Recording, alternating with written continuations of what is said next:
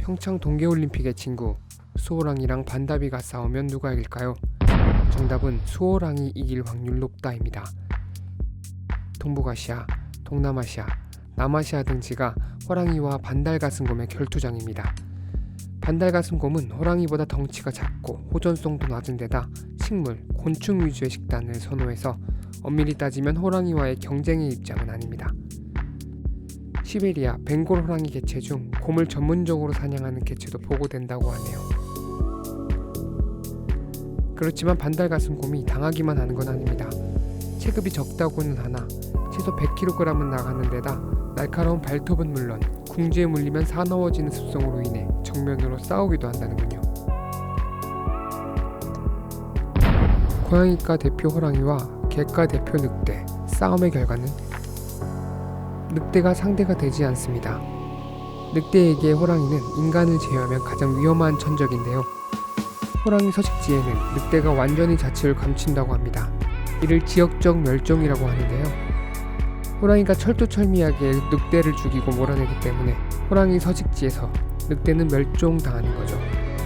철전, 갑과 을의 위치인 호랑이와 늑대, 이 정도면 늑대가 측은하게 느껴지네요.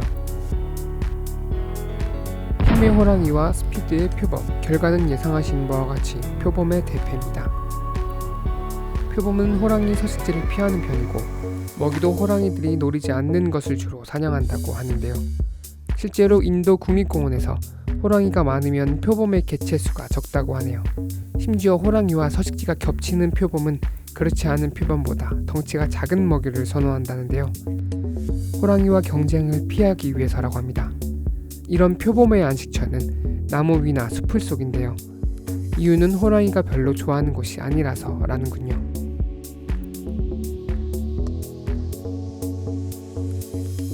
동물의 왕 호랑이와 수륙 양용 멀티플레이어 악어의 싸움은 결과는 장소에 따라 승패가 갈린답니다. 대부분의 악어는 호랑이와 서식지가 겹치지 않아 충돌할 일이 거의 없습니다. 다만 늪지악어라는 종은 벵골 호랑이와 사는 곳이 겹친다고 합니다. 늪지악어는 다자라면 덩치가 호랑이만해지고 무는 힘도 좋아 물에서는 호랑이를 압도할 수 있다고 합니다. 호랑이도 물에 있는 악어는 피한다고 하네요. 하지만 무태 깊숙이 올라와 있을 때는 상황이 달라집니다.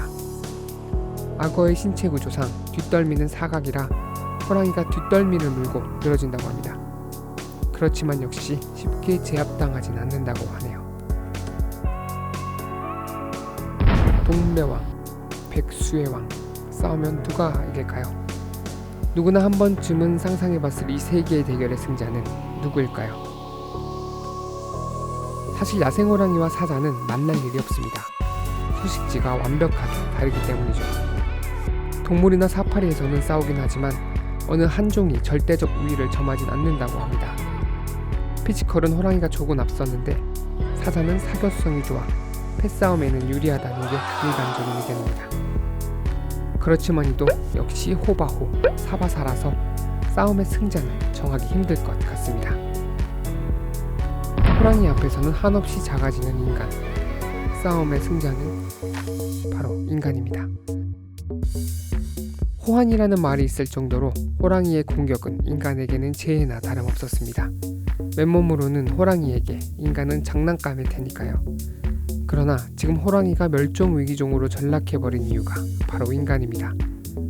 서식지 파괴, 남획, 환경오염 등이 주된 원인이죠.